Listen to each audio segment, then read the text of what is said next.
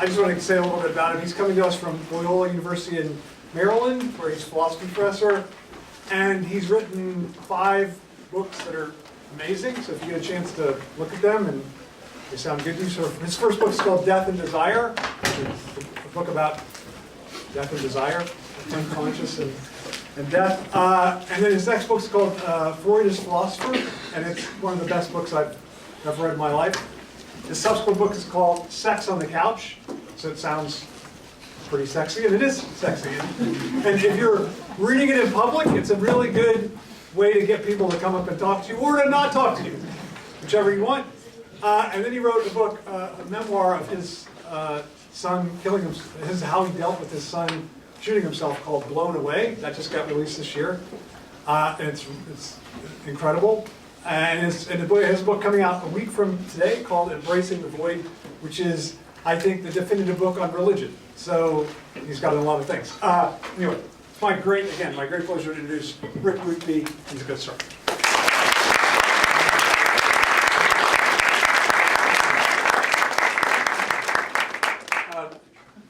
I'm told this is working. Is it working? Yeah. It's really a huge pleasure and relief to see you, actually. Maybe some of you, too, have been struggling with Election Day. I don't know whether to be more depressed or deeply horrified and terrified, but to see so many people under the influence of my dear friend Todd McGowan has made my day. So if nothing else happens, I feel better. Todd and I have known each other a long time now, and I couldn't be more grateful for having met him. He's been like a kind of intellectual brother to me over these years. He's read everything I've written in the last 10 or 12 years. Of course, I haven't read everything he's written because he writes it too fast for me to read it. It would mean not reading anything else if I tried to keep up. But he tells me that you guys have been in 2 classes, one dealing more with Freud and the Sopranos, and the other dealing more exclusively with Lacan. So I'm going to try to do something, I hope it means something to both of you because you're sort of in different camps, but I'm going to try to do something about the Sopranos, a kind of theory. That's how he first described the class on Lacan, theory and Sopranos. So a theory of the Sopranos is what I'm going to try for. And I hope I can make it clear in a brief time, leaving plenty of time for discussion and around the table and so on. I've also so marked up my notes that they're impossible to read. But a theory of the Sopranos is where we're headed. It's one that I think is especially maybe provocative because I think it's the theory that I've been hooked on for many years. It's this upcoming book Todd mentioned, Embracing the Void, Refining the Origin of the Sacred. It's going to be out a week from today, as a matter of fact. And it's based on a theory of Lacan that is I'm sort of hooked on it, I'm addicted to it. The theory of what Lacan calls das Ding. The thing, in English, the thing. And that's the theory I'd like to unfold for you a bit. That's going to take up most of our time, and then we'll see how if it does, open the whole question of the mafia, the inner structure and functions of what we see so charmingly depraved, I said depraved, portrayed, not depraved, in The Sopranos. Well, of course, like many things, we already have a theory of the mafia. We have a theory probably for just about everything, even though we never chose it. Our brains are kind of already wired for theory, for a kind of more comprehensive understanding of things. That's how it's like a compass of our cognition, that we go through life with theories we don't even know we have. And certainly we haven't chosen them and often haven't examined them. But I take it the usual theory of the mafia, this violent, self-serving group, is something like the theory of Thomas Hobbes. Some of you may know, the 17th century English political theorist who casts such a long shadow in politics, a lot of our election at the moment. is riding under Hobbes's premises. The idea that human life is inevitably the war of all against all, that the state of nature is man is a wolf to man. Homo homini lupus, as the Latin phrase has it. Man is a wolf to man, that we're all basically at each other's throats unless we have a central authority that is strong enough, really given unlimited power of supervision and punishment, to keep us all in line, to keep us all in a kind of dread of punishment that would come upon us if we follow our natural inclination, which is to basically get somebody else to our advantage. That's our usual theory of the mafia, I suppose. And think about how easy it is to look at the mafia this way. When Italian and Sicilian immigrants come to the United States, they kind of, as an immigrant group, don't have a lot of close supervision from the public authority. So they make up their own authority, and then they abuse it. Or they at least abuse of other people when it's to their advantage. Sounds simple, right? So here you get the kind of Hobbesian world where, as Hobbes famously puts it, life is nasty, brutish, and short. Unless you're strong enough to get on top of other people, which is what people like Tony Soprano presumably do. By the way, in case we need to emphasize this, this is, I think, the large, kind of the deep influencer still for conservative politics in the United States. The idea, you know, that the Republicans are selling now is the big problem is crime, and what we need is strong police to protect us from it. And Dem mayors of Dem cities, Dem cities, are weak on crime. Therefore, they're not living up to their Hobbesian mandate to really be a strong fist, keeping the peace, keeping order, keeping protection. So Hobbes is back on the ballot. What I'd like to suggest is not that Hobbes is completely worthless as a political thinker, though I think I would like mostly to say we ought to put him in the back bin and do something different. But I want to at least outline a different theory of what makes the mafia tick, other than simply this war of all against all that Hobbes envisages. But to do that, I want to open up this very strange theoretical point from this second generation psychoanalyst, Jacques Lacan, that some of you have been really doing a lot of work with, others maybe in the Sopranos class, not so much. But I want to see if we can get the idea on the table and see how it might apply. You know that Freud would have, and I guess the Soprano group did do some work with this, you did work a little bit with Freud's theory of the death drive. That's obviously relevant to the behavior of the mafia, at least in the sense that Freud's theory of the death drive gives plenty of reason to be able to understand and even anticipate that our internal tensions, our favorite thing to do with them, the ultimate internal tension being this mysterious force of self-destruction. The easiest way to cope with that is to simply externalize it. Attack somebody else and leave yourself intact. Well, it certainly seems like Tony Soprano is a consummate master of that trick, of externalizing one's own inner violence. It seems like maybe even his visits with Jennifer Melfi, the psychoanalyst, is a basically long conversation about trying to get Tony to recognize his inner violence as his own and get to know himself a little more intimately, not simply externalizing it. Well, you could also say that from a Freudian, purely Freudian point of view, the structure of the symptom, as Freud understood it, is very much in play with the mafia. That is to say, this symptomatic structure in this case is the moral cover of Catholic identity. You know, you genuflect when you need to, and then you murder somebody.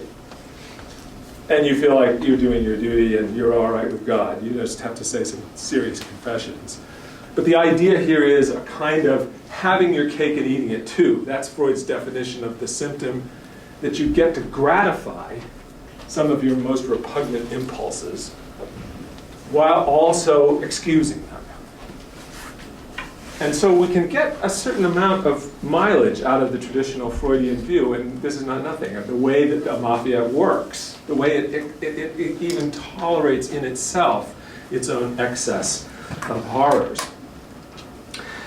But I want to try to follow Lacan's critique of Freud precisely on Freud's central thesis about the relationship he calls the Oedipus complex.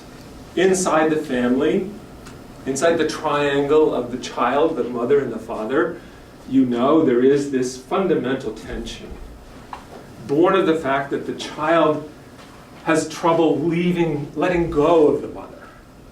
She's the primary love object for the child and desperately wants to retain this connection, in fact, maximize it. And the father's there to intervene and say, no, you have to go on your own. This function of separating, which Freud called castrating, liberates the child, puts it on its own responsibility, you might say, by breaking this relation with the mother. Well, it's exactly in this triangle that Lacan makes an extremely radical reinterpretation, really rereading this central tenet of the whole Freudian notion of the unconscious. How? Basically, what Lacan wants to argue, we can get into the complexities of this theory, this piece of Lacanian theory, because Lacan actually enunciates it in his 7th seminar, and then almost completely leaves it behind. We can talk about that later. It's a very complicated question. Todd and I were talking about it an hour ago, and didn't come to a conclusion. I'm not sure there is a conclusion, but it's interesting that this floats in Lacan's work, both announced as being really the prime point, the kind of linchpin in the 7th seminar of his whole thought. Then he seemed to kind of retract it. But I want to try to lay it out for you so far as we can in the limited time we have. What does he mean by das Ding? The thing. The key idea is something extremely elemental. The key idea is about a fellow human being, what Freud calls in German the Nebenmensch, the neighbor, the person sitting next to you or across from you. Lacan wants to say there is about the human other something deeply and threateningly foreign, unknown, about which we can only say it is a ding, a thing. There's a person, and then there's the dimension of das Ding, which is what I don't know. One of the loveliest ways to get this, especially in this class, because you guys are all into cinematics, right? Movies. Think of the movie image. It's in hundreds of movies, I think. Todd probably can give us the number, the actual number. Think of the doorknob. The camera focuses on the doorknob. It's totally still. We're suspended there. And suddenly, the doorknob begins to rotate. And we go, shit. Someone's on the other side of the door. And they're coming in. And you immediately imagine what you try to imagine what's unimaginable. What are they going to do when they get in here? And of course, this is a wonderful element of suspense building because exactly this question, we can't resist it. It's threatening, the twisting knob. Someone is out there. What are they after? That's the question of das Ding. And Lacan's point is, this isn't an exceptional thing. This is there in every encounter we have with another human being. The question of, what are they up to? What do they want? And particularly, what do they want and expect of me? And Lacan wants to say, this essential dimension is kind of, in a certain sense, the first and bottom line of human relationship. That the other is on an elemental level threatening to us, scary, anxiety-producing. In the 10th seminar, he goes on very briefly but poignantly to put this in place. That there is, he says, contrary to Freud, who tried to argue anxiety is precisely fear without an object, Lacan says, no, anxiety is not without an object, he puts it. Not without an object. That object is the primordial thing in the other. That's what we're ultimately made anxious by. Why? Because it asks the question, what am I for the desire of the other? What are they after when they're after me? What do they expect of me? Who and what am I in the eyes of the other? That's the challenge.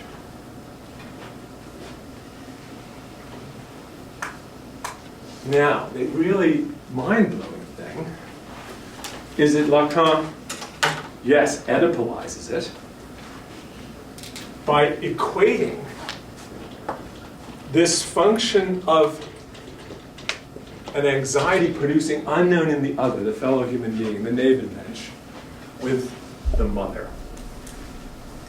Here is the last point where we would expect to find this anxiety-producing, threatening otherness. But Lacan wants to say, no, this is what we're facing. And he takes the clue from a text of Freud, an early text, an unpublished text, where Freud briefly says that the relationship of the infant to the mother divides into two on the basis, on one hand, with what the child recognizes to be a kind of mirror of bodies. The mother has a face, a body, arms, etc. that reflect me. It's an uncanny anticipation of the Lacanian idea of the imaginary. But, he says, there's a complex der Nebenmensch, a complex of the neighbor. And that complex is, I recognize something, and it's reassuring, it's a mirroring with me and the other, the mother. But there's also something I don't grasp. What is she up to? Why is she, you can imagine this fairly easily, right? Why is she fussing around with my diaper like this, you know? And sometimes she's very fed up with it. Maybe she's even grossed out and makes me sort of aware of that. What is the thing with the diaper with her? Well, I don't know. Of course, the infant doesn't announce it to itself this way. But more or less, Lacan's wager is the relationship with the fellow human being, beginning with this primal relationship with the mother, inevitably includes this dimension.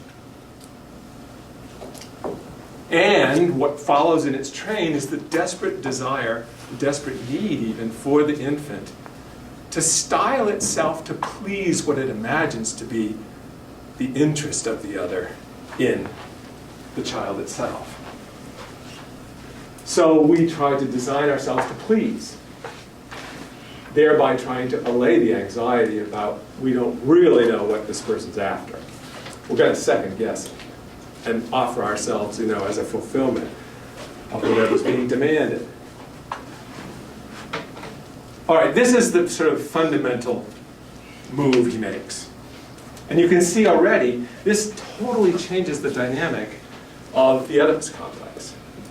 The problem isn't the child's desire for the mother, that the father comes along and says, oh, no. No, you don't, young man. Go to your room. That's not the dynamic at all. The dynamic is actually almost the opposite. The problem, the threat, the psychological challenge is the infant's encounter with the question mark of the mother's desire. What's she doing? What's she after? And what object am I for her desire, if any? So what becomes of the father? You guys in the more theory course can probably answer this. What becomes of the father? He's no longer the prohibitor, simply the one who interdicts and says, no, no, no, young man. What's the father now? What's the role of the paternal in this dynamic with the thing in the mother, the unknown of the mother's desire? Anybody take a guess? Yeah. Well, this may be boiling it down a lot, but the desire, like the infant questions the mother's desire, and the mother desires the father. Like the infant's desire becomes the father's desire.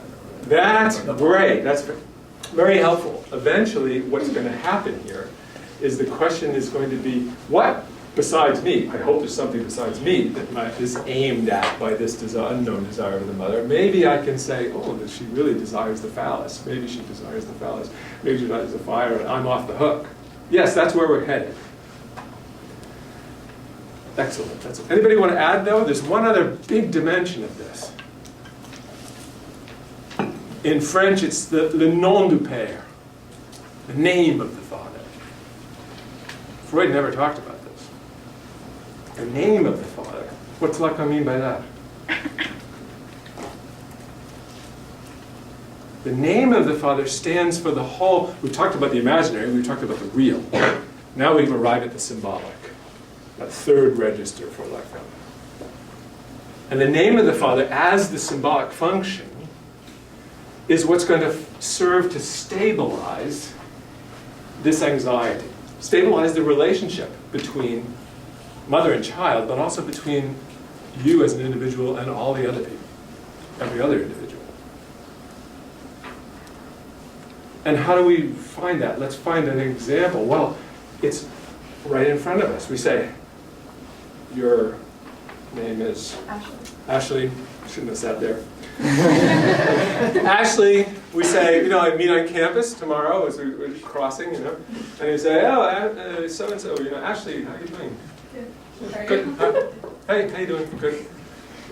That's what we say, right? That's what one says.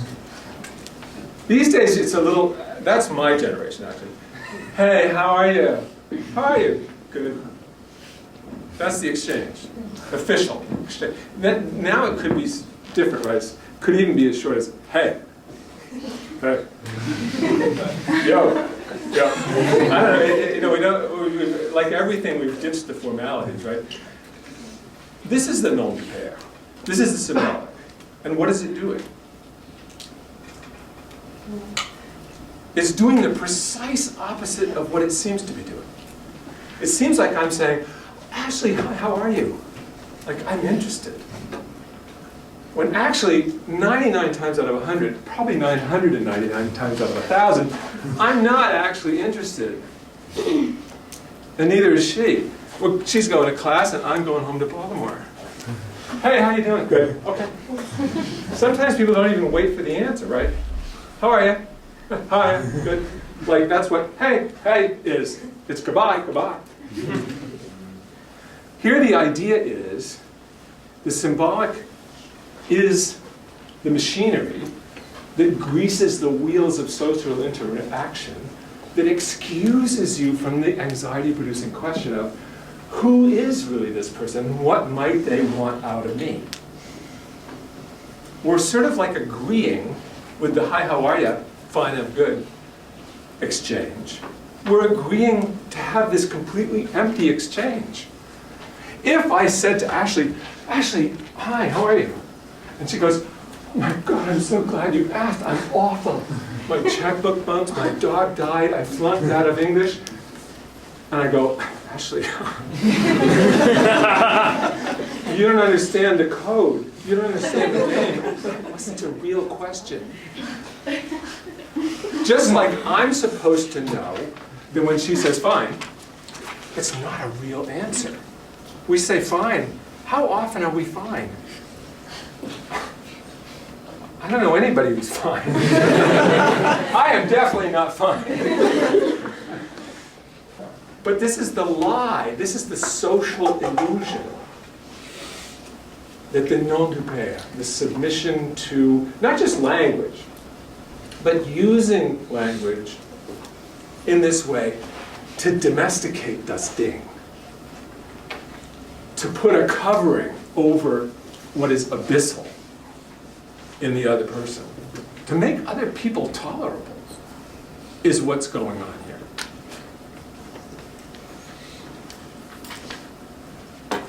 And we can see it, with these little, we could give lots of other kind of illustrations of the way this dynamic works.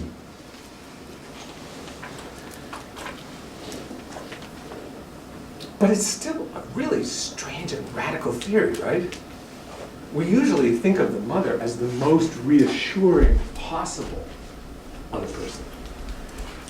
You know, when the 10th grader on the baseball field gets the line drive in the nose and collapses on the ground, what he or she immediately most wants is the mother to run out there and comfort them, right?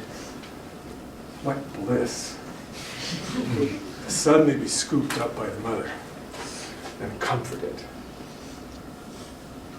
Unless, of course, or until, of course, you realize everybody on the bench is watching while you're going, oh, God, really bad. And Mom is saying, there, dear Vicky. At which point you suddenly are riven with shame, right? And you kind of push away, oh, Mom, I'm okay. And you get up pretending like you don't have a mother. Right? The victory of the non-pair. The victory of the Lacanian triangulation of the child, the mother, and the father. You again win this happy independence. But is it reasonable to say that this person who we associate with the most profound comforting influence is the primal source of this terrible anxiety, the horror of destin? Can we swallow that? I mean, are we going to allow that? Are we going to give our faith to that idea? Well, it's obviously very difficult. But we already have been taught by Freud to be suspicious of the relation to the mother. Maybe she's not as purely angelic as we might want to think. For instance, Freud says, where is it he says this? This is on the origin of debasement in the sphere of love. He makes the remark that, of course, we divide women into the good and proper women and the loose and evil women. The mama and the putana, the Madonna and the whore. Or as he puts it in the little essay on the origin of debasement in the sphere of love, he says there is the affectionate current of the relationship with the mother. Yeah, the lovely consolation she gives for a moment while I tolerate it after getting the line drive in the nose. But there's also the sensual dimension, basically the sexual dimension. And these get separated routinely. This isn't Lacan, this is Freud. Already finding this inner complexity in the mother. She's both pure and absolutely defiled. She's both a virgin and a whore. In fact, and here we get to the Sopranos, lift the curtain on the Sopranos a little bit, this is the typical mafioso relationship to women. Either she's on a pedestal, usually the wife, which means you don't have sex with her. Carmela can hardly get Tony in bed, right? Even when she does, I don't think we ever see it actually happy. But Tony's, down at the Bada Bing. He's open to sex with just about anything that's willing to strip a little bit.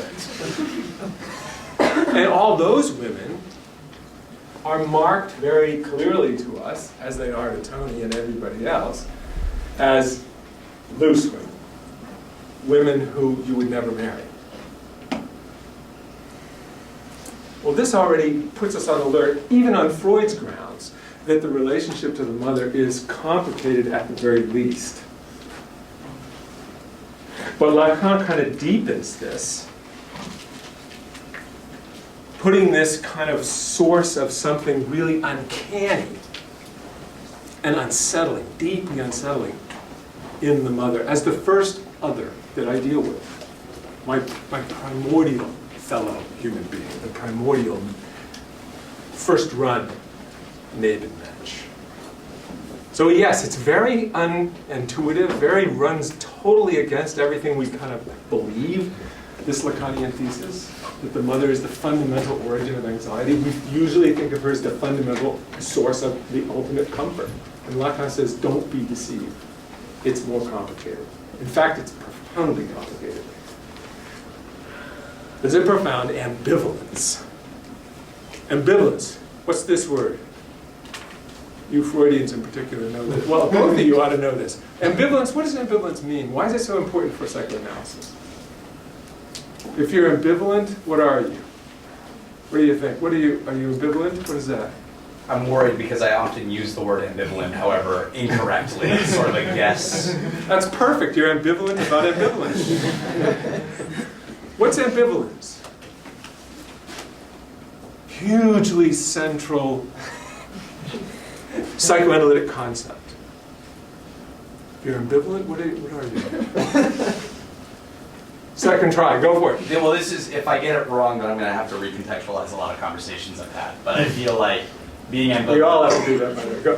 Being ambivalent is sort of like a not caring to like maybe a pleasant, like, it's fine. I don't really particularly consider it. Okay. That's not what's in the dictionary, I would hope. All right, I got it. It's a step in the right direction. Well, isn't it related to the contrasting concepts or ideas that are pulling in different? Bingo. Okay. Yes, exactly. So ambivalence means ambi and valent. The valent is the feeling, but the ambi is two at once and conflicting. So it's hot and cold. It's a desire, but also a defensiveness. It's something that's recognized to be attractive and good. You're going to go for it, but you're also afraid and really ambivalent. Yeah, exactly. So this idea of ambivalence, that the mother is a sort of object that excites in us completely opposing feelings. Well, we just saw it on the Little League field. First really feeling comforted and then suddenly feeling shamed and awful, without even being able to quite tell yourself why you feel shamed and awful. So here is, I gotta rush. Here is this two-sidedness, and this two-sidedness Freud analyzes in other ways. The uncanny, the notion of the uncanny, the famous essay he writes called The Uncanny, which in German is an interesting word. Uncanny in German is unheimlich. Unheimlich, which is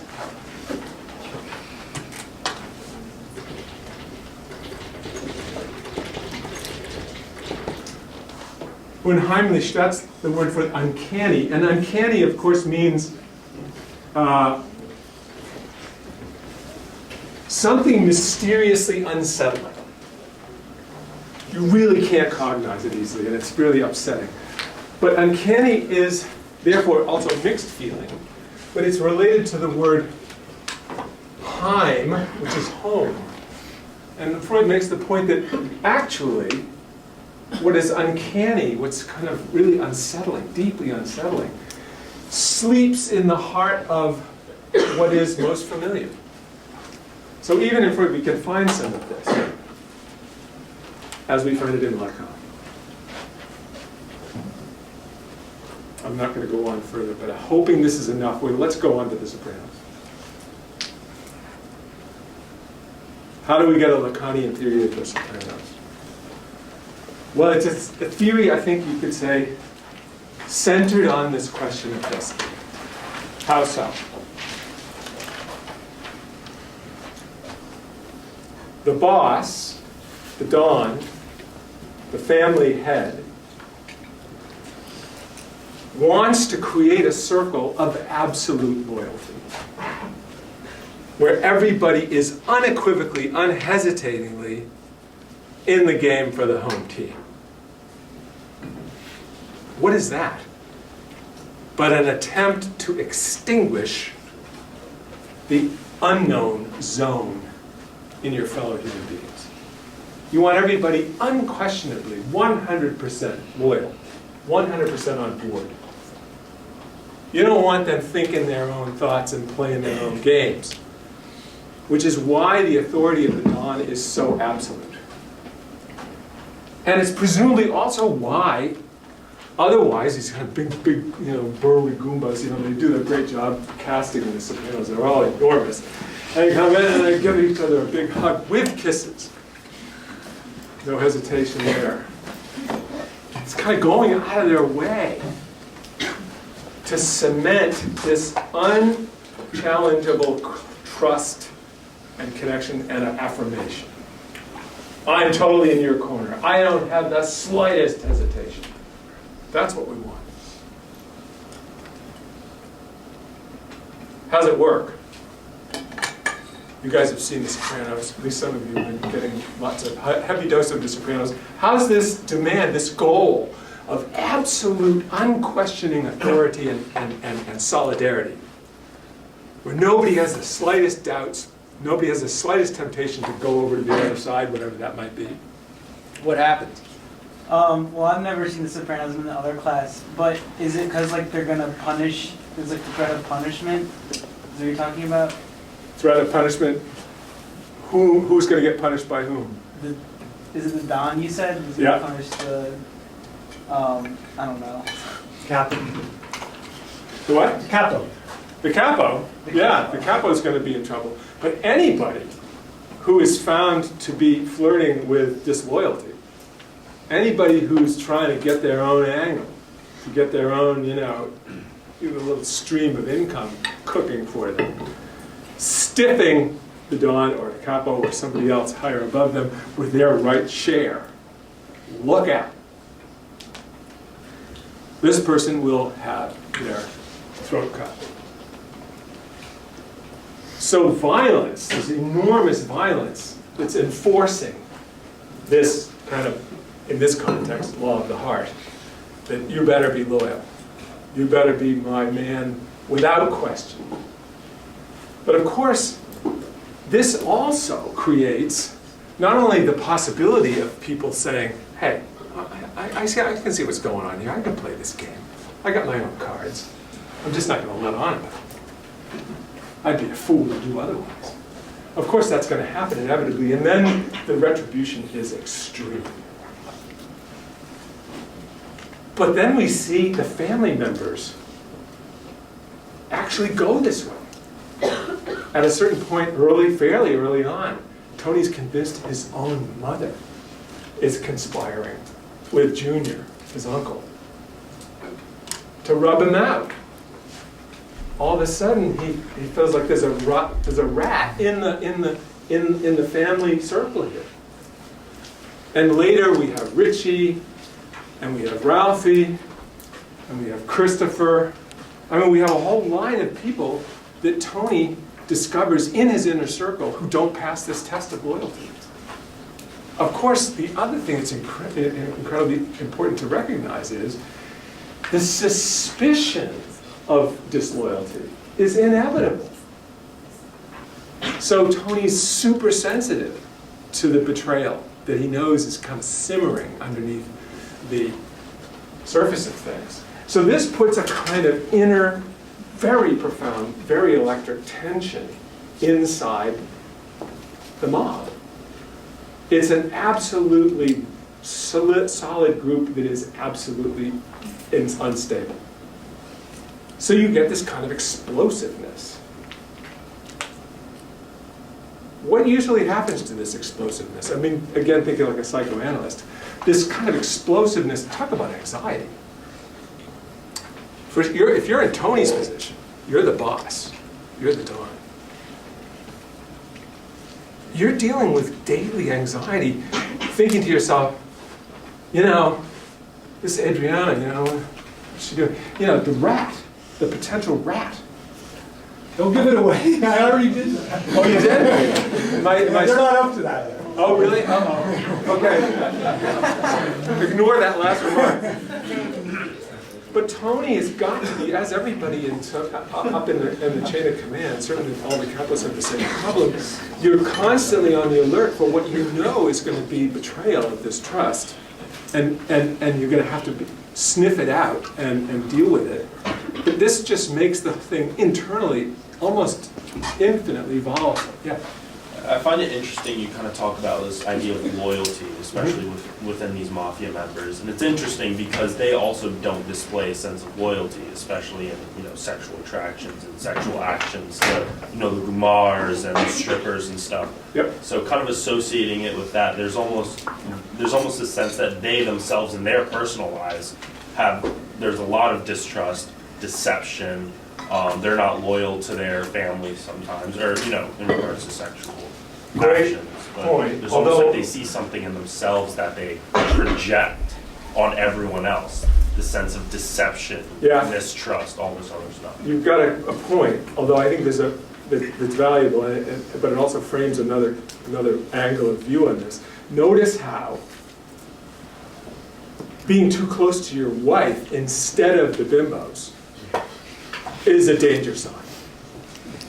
It's like you're taking your real stuff out of the circle with the wife. She's not really in the circle. Wives are not privy to what really goes on. And so you better stick with the bada bing girls, and don't get, which is what's a problem about Johnny Sack, He's like suspiciously involved with his wife. Which means that, I'm just saying that what we have here is a kind of psychosocial cell of male solidarity that is incredibly volatile. It almost needs violence, constantly projected outside the group. And of course, if somebody's found to have really betrayed the group, then we have spectacular violence in the group for the benefit of everybody in the group to see. This is what happens to rats. And then it's, of course, merciless, spectacularly violent. Last thing before we break and have some questions and stuff. What about other people outside the mob? Well, it's obvious, I think, it's pretty palpable given what we said, that violence exercised on people outside the in-group will help to further solidify the group. It both signals to everybody else in the group, we're capable of this. We're capable of kicking somebody in the face until they don't have a face. We just did it. You saw it. So that the message is reinforced that this is what's waiting for you if you screw up, if you betray us. But notice another interesting thing. Here the unknown, the problem of Destin, comes back in a new way. It's not only the sort of internal dynamic of the group, which is constantly wanting to make sure that there is no unknown in the compatriot of the fellow mob member. But also, interestingly, the mafia projects outside the group a kind of unknown of violence to the world at large. It's very, very handy for the mafia to sort of like radiate this certainty that if you cross us, we will get you. And the fact that you don't know how we're going to come at you is what really makes it effective. All we have to do sometimes is simply, and you see this several times in The Sopranos, where somebody who they want to really influence, it's a real estate broker, it's a lawyer, it's a jury member, they just come in and they simply say, we know people. Fuck with us. Enough said. And they get it. So the violence both inside the group, but is also projected out, and in both cases, kind of solidifying this solidarity of the group inside. Notice how much more complicated and much more psychologically interesting this is than the Hobbesian view of the simple state of nature as war one against all, where everybody's pitted against everybody else. Here, what we gain by putting this mysterious Lacanian concept into the center of things is real sense of the dynamics internal to the group and even radiating out from the group in the common perception. It's not an accident that one of the great mafia organizations was known to exercise the black hand. If you were someone outside the group and you were getting too close to the disadvantaging the group, you would get a letter with a black hand drawn on it. And what that meant was, we're going to get you if you don't stop this. And the important thing is not just the hand. That's the hand's going to reach out and snuff your life out. But it's the black. It's unknown. You don't know when or how bad it's going to be. But keep up with this, and it's going to be over for you. I don't want to make too much of this. I'll stop on this line. I don't want to make too much of it, but it's charming. I only learned this recently. The word Cosa Nostra, the Sicilian phrase Cosa Nostra, means our thing. Nostra is our, Cosa is thing, our thing. It's the name of the mafia. I'm going to shut up so we can, Todd can get into this and whatever. Yeah. So you said that you thought that maybe you're just going to agree with this, and so it's a dumb question, but you said that the desire is to avoid this confrontation with the unknown other, right? And so that's why there's this absolute prohibition on any kind of letting the secret out to the external world. But couldn't you say that maybe the unconscious desire drive of that whole organization is for the rat, right? Like, so the rat, in a way, like, they want to be they want this tight-knit group to be undone, because the way that it's structured, they're going to be, it's like inviting betrayal. So it seems to me like, yeah, consciously the wish is to have no one betray them, but I don't know what you would say this, but it seems like the unconscious desire is for betrayal. Just like, any kind of like a person, like I don't know, like you set up a society and you have certain laws. The unconscious desire is for people to break them. Just in the same, isn't the unconscious desire driving that tight knit group? Isn't it to have a rat? You're right. I'm not going to have a. Well, let's put it this way. I agree with you, though what you're saying, I think, is not incompatible with what I'm saying. No, I don't think so at all. Another level, as it were. That's the graduate course. I didn't talk about that, but I think you're right. That there is a kind of unconscious desire to sabotage the unity of the group itself. And I think Tony is tempted by this, and it's one way to interpret the panic attacks for which he goes to a psychiatrist. That he's afraid. I mean, Tony is a very interesting figure. I have a feeling extremely uncommon, if not impossible, figure to play this, because he is this weird mix of very tender and humane and absolutely monstrous. So he's the perfect person to have this unconscious thing.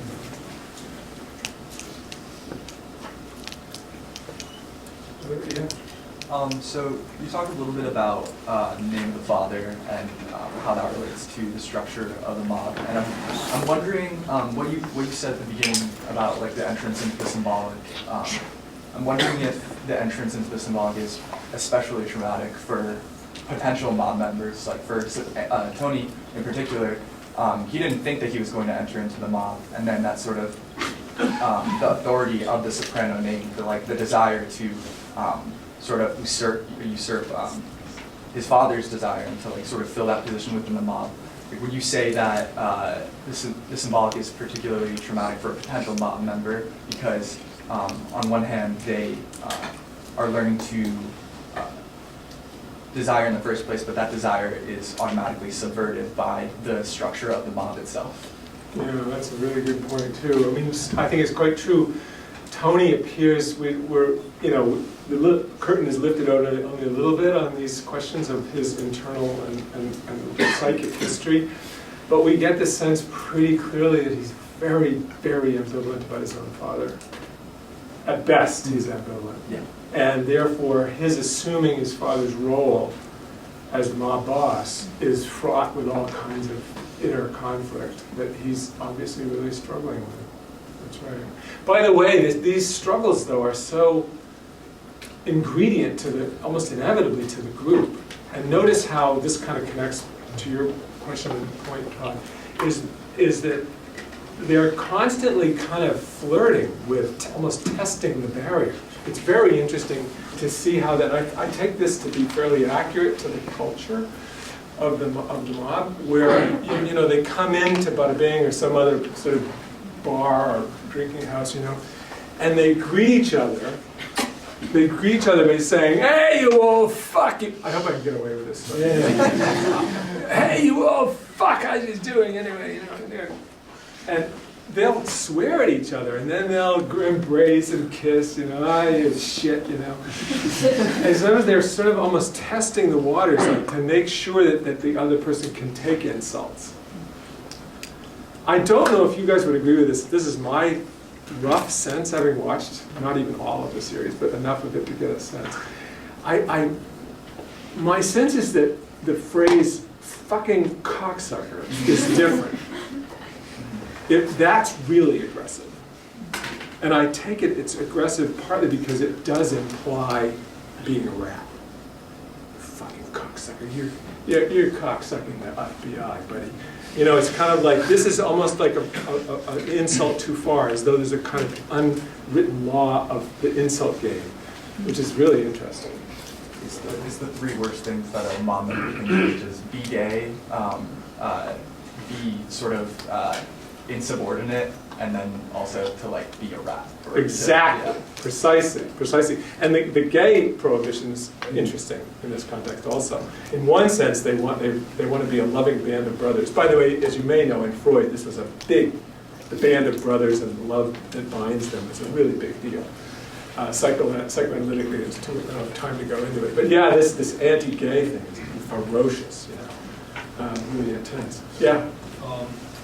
I don't know what Sopranos class is in the show, but in terms of the episode where it's played with peyote, and I won't spoil anything related to that episode because it comes in the fallout, some big stuff. Would you say that, like, the relation of his desire there and his desire to control everything in his life, and then what happens after he takes the peyote, and sort of him losing control and his desires becoming more granted, how would you sort of relate that to, like, Dostig? Well, I think, you know, the easy answer to your question, which you know, Todd complicates, and rightly so, but the easy answer, the first level of answer, I think, is that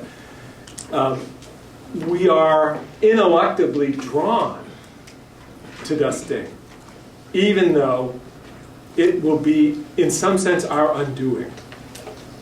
And we could pause. This is nice to get this question, because we could pause here and learn something more about what Lacan thinks by means of this concept. The thing in the unknown in the other, ultimately, is an opportunity for discovering an unknown otherness in myself, which is my own unconscious, which I need, and at some level of myself, mostly unconscious, want to operate, to remake me in some sense. I need, and Lacan in a way this is the way in which I think he says he's really profoundly true to Freud, despite the theoretical departure and innovation. With Freud, he still wants to say, there where ego was, id shall be. I need to become inwardly othered to really realize something of my own unconscious reality. And so I first, this is the positive function of the otherness of the other, the unknown in the other. It's the way in which I'm given a kind of pathway, a kind of dance partner, a kind of clue for accessing my own otherness to myself. But that takes a lot to tolerate that anxiety. Well, so we talked, not necessarily in Sopranos, but in other classes, we talked about dusting as it relates to like romance and how when you're attracted to someone, they kind of have a dusting where you're like, I want to know more about that person. And then, you know, when you like, let's say you get married, you figure it out, you're like, yuck. And then, you know too much about them or whatever, and there's no more dusting. Do you think that, like, is that you filling in the kind of missing link with them, and that's why you are no longer attracted to them? Or does that have to do with, like, it resembles you in some way, and that's why you are no longer attracted to the person? Yeah, it's a great question. My own sense of this, and others can chime in on this, is a great question. The relation of the function of dusting in love. Lovers love to tell each other, even on the first date, they say, oh my God, I look at you across the candlelight and I feel like I've always known you. Maybe we were married in another life. Lacan would like to say, that's crap. Why? Because actually what is most deeply, most profoundly luring in the other is precisely what you don't know. The way that he or she is a mystery. That the other is somehow a challenge to you and an intriguing prospect of something you just don't know yet. That's actually what's really going on. And one proof of this, by the way, is if you're a couples counselor and you hear the couple come in and they say, no, there's Bill and Julie, and one after another, back and forth, they say, oh God, you always say that. You are so predictable.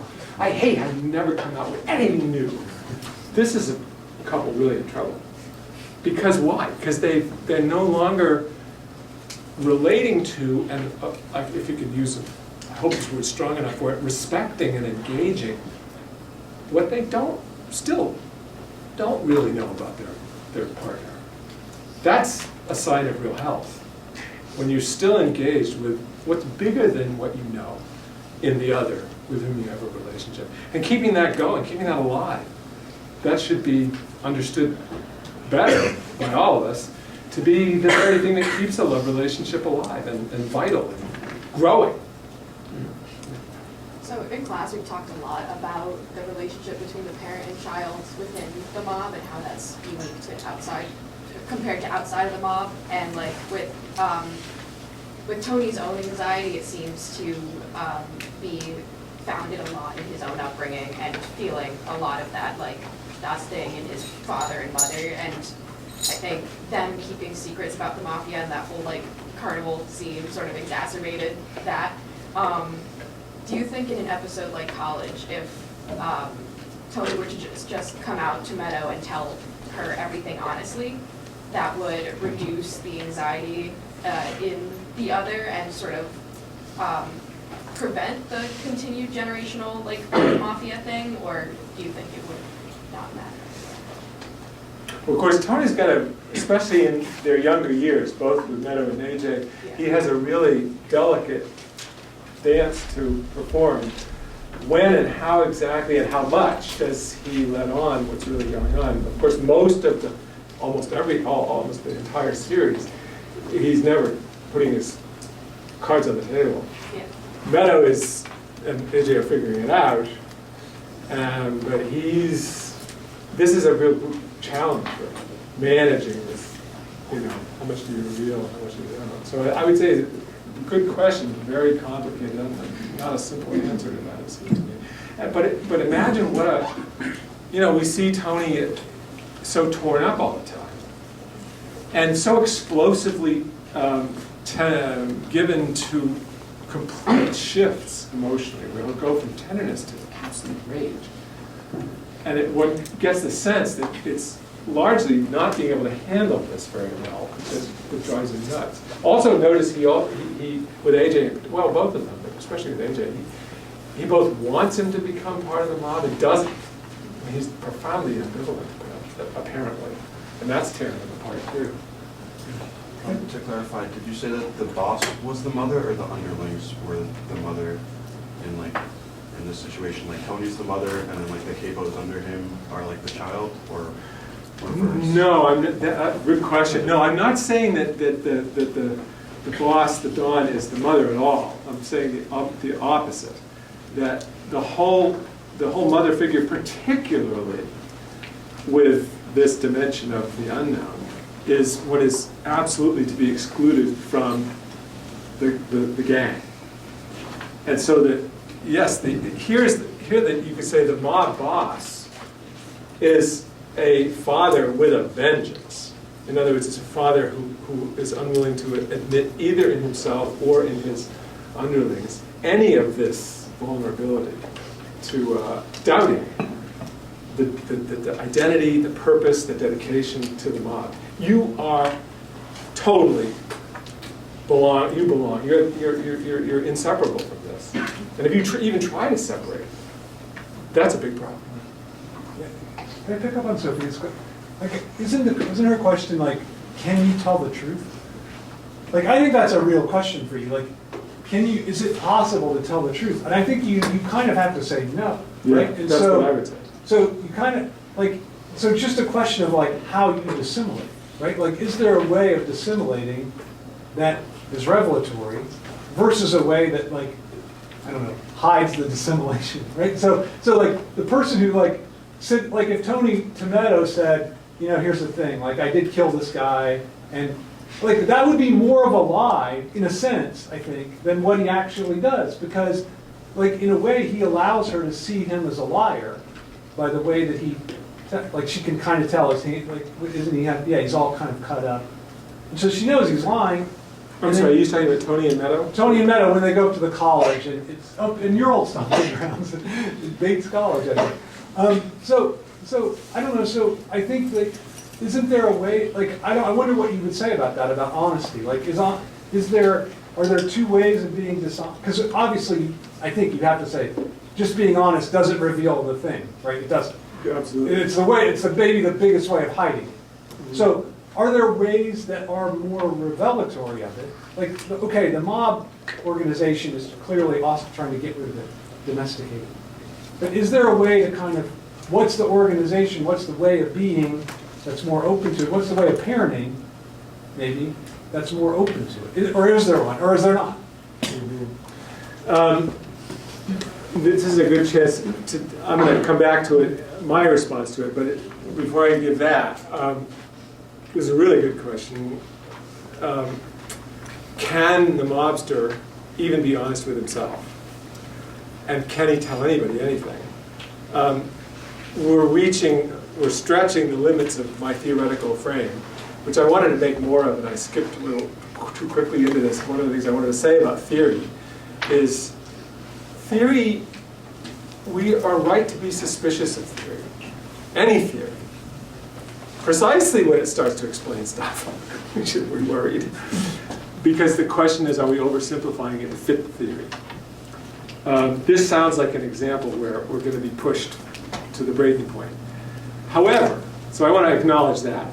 However, it does seem to me that we come close, if this theory I've been pursuing is illuminating and correct to some extent, it does seem to say to us that you can't be in the mob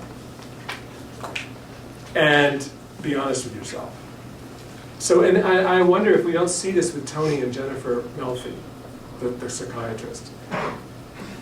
Almost no matter what he does, and no matter what he wants, he can't tell her stuff honestly. Partly because he would be involving her as an accessory to murder. Partly because he would be endangering his own group and himself to tell secrets to her that belong to the gang.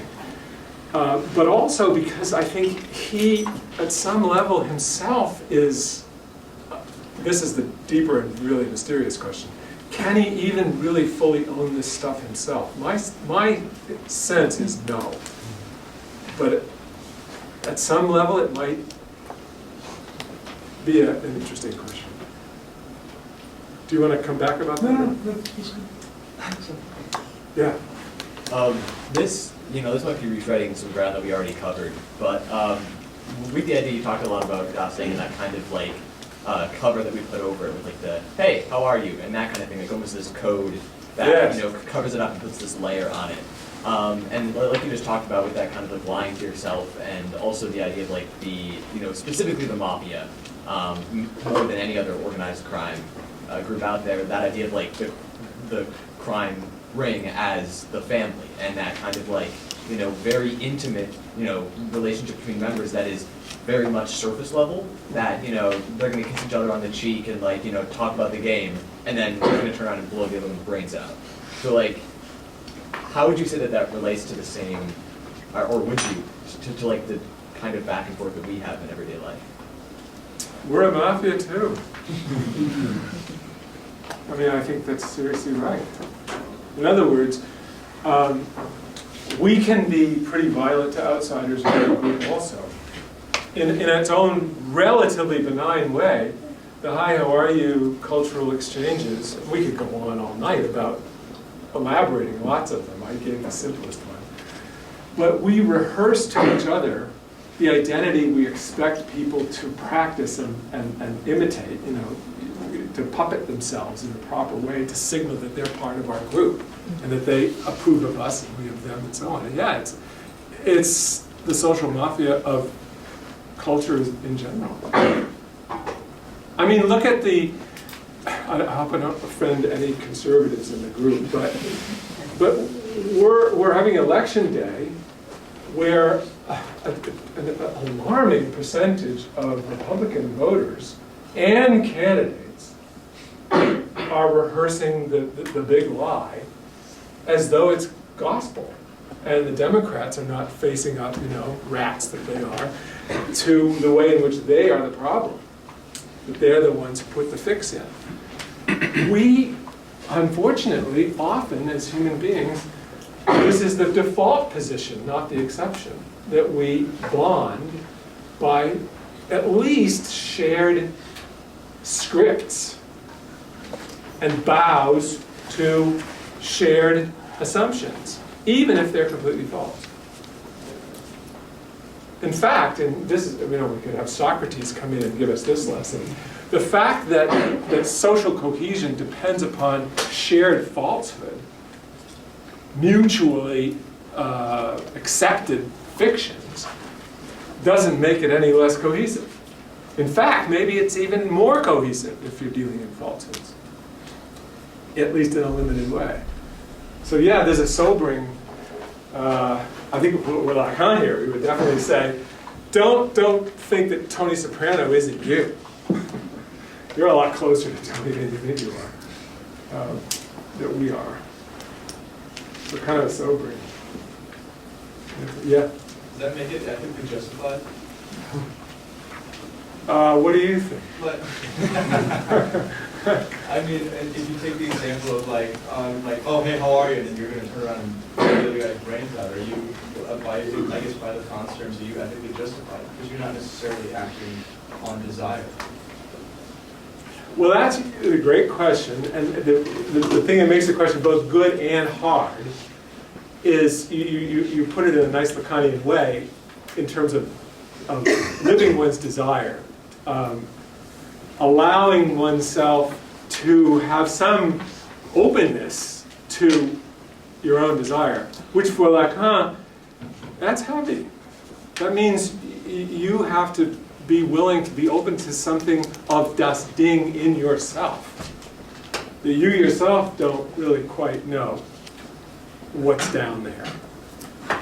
And when he says in the same ethics, in the same seminar where he introduces das Ding, where he says, you guys were in the Lacan class, get this, where he says that the only thing about which we can be guilty is to give ground on our desire.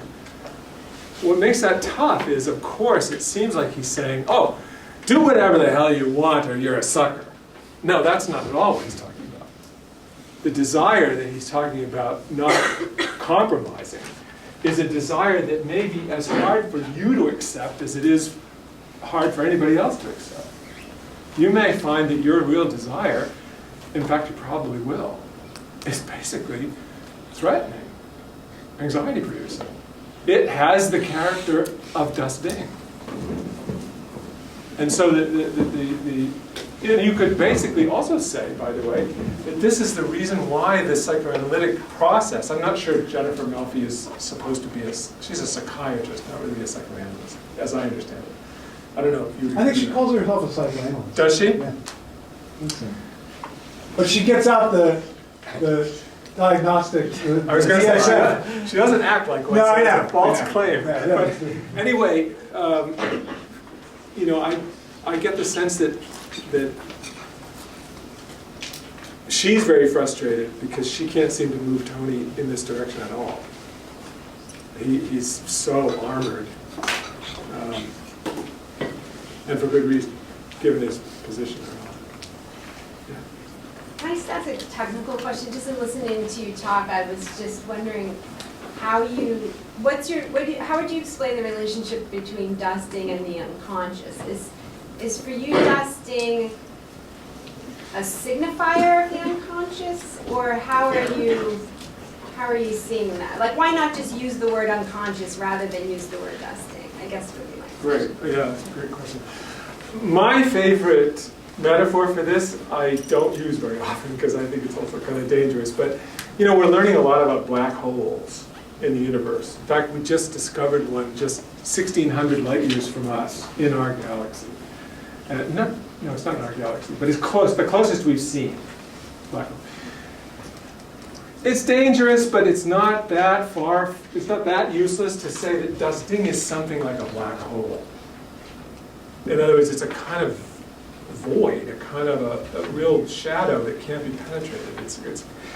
And I think our coherence, like the coherence of galaxies we're now beginning to learn, is in some kind of strange counterbalance with these ultra-dense objects and very violent objects. At least when they're aroused, apparently they get extremely destructive. So the question is, how do you kind of live with this reality? Do we simply call it the unconscious? Why use dusting? Lacan himself, this is one of the great mysteries. Todd and I were talking just this afternoon about this at some length. Lacan doesn't stick with this term. He almost completely drops it after that 7th seminar. Not completely. He does return to it half a dozen times in subsequent years, as if to say, it's still in his mind, but he's leery of it. I'm not sure I can even tell you in any very confident way why he's so leery of it.